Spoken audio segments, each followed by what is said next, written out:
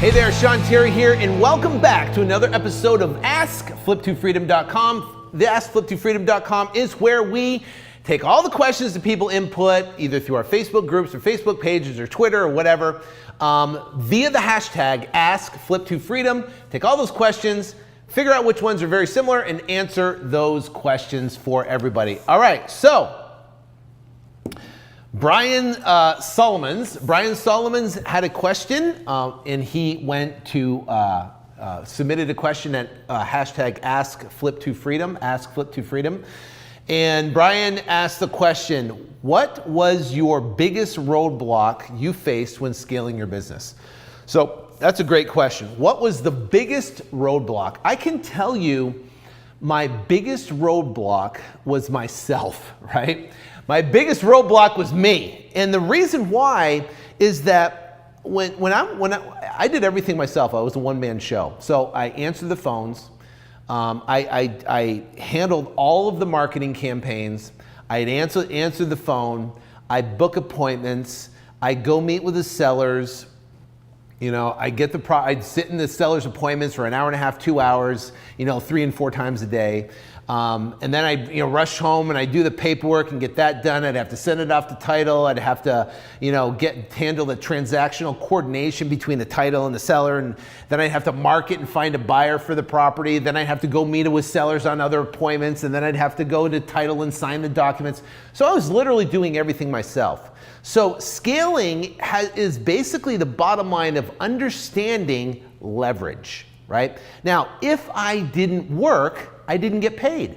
I remember I was out in Southern California, I was at the beach and I was still the one-man show and I'm laying on the beach freaking out, right? Trying to take phone calls, because if I didn't take phone calls, if I didn't talk to sellers, if I didn't make offers, if I didn't sell properties, I wouldn't get paid. So I'd have to hustle, do a bunch of stuff, get some money in the bank so that I could go on vacation for, maybe a week, whatever, then come back and hustle again, even if I did get a vacation, right? The bottom line is understanding leverage. What is leverage? Leverage is finding incredible people that love what they do, right? That maybe don't want to take the risks of being an entrepreneur, and then turn around and then working, and then they can go out and achieve their own goals and their own dreams within your company. So for an example, I found someone that answered the phone, right? But that first hire was the biggest hurdle getting over that, because I'm like, my income was inconsistent. What if I can't make payroll? What if I can't pay them? And I had all these fears that came up of what if I can't do this? And what if I can't do that? And what if I can't do this? And then, but if you start asking yourself the question, what if you can? What if this person helps you go out and becomes more consistent? What if they can answer the phone and book appointments? What if they can help you with transaction coordination? And guess what? I stopped focusing on everything that could go wrong and started focusing on everything that could go right. So what I did was I made that first hire. Her name was Nancy. She was 68 years old, and I remember she was first in my office. I had a little tiny office, and we were both in the office together, and she sat in the corner at a little desk. And I remember having her go through and scrub lists.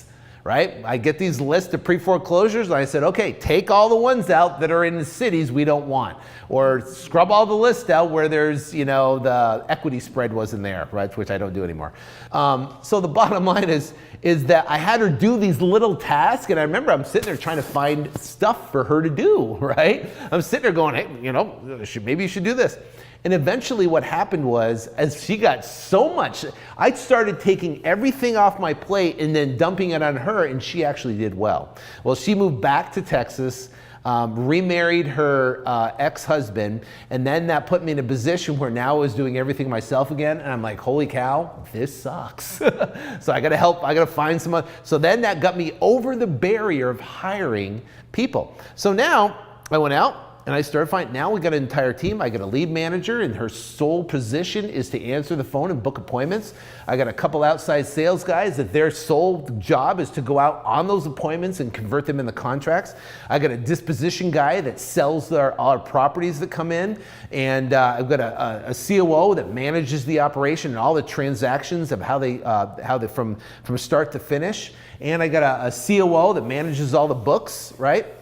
and all the numbers and our QuickBooks and everything like that, our P&Ls. So we have an entire team that everyone does they're great at each position, each job, and it works like a well-oiled machine, all managed by a Monday morning meeting. So the barrier that I had to overcome was me of understanding not only should I hire, and if you do hire right quality people. So that was the biggest roadblock and how I overcome it. Brian, I hope this helped. Again, if you want to have your question asked, go to in Facebook, Twitter, Instagram, ask #Flip2Freedom, ask Flip2Freedom. Just do ask Flip2Freedom, type your question in there. We'll take all the questions that come in, find ones that are similar, and then answer them for you. That's it for Ask Flip2Freedom today. Until next time, take care and God bless.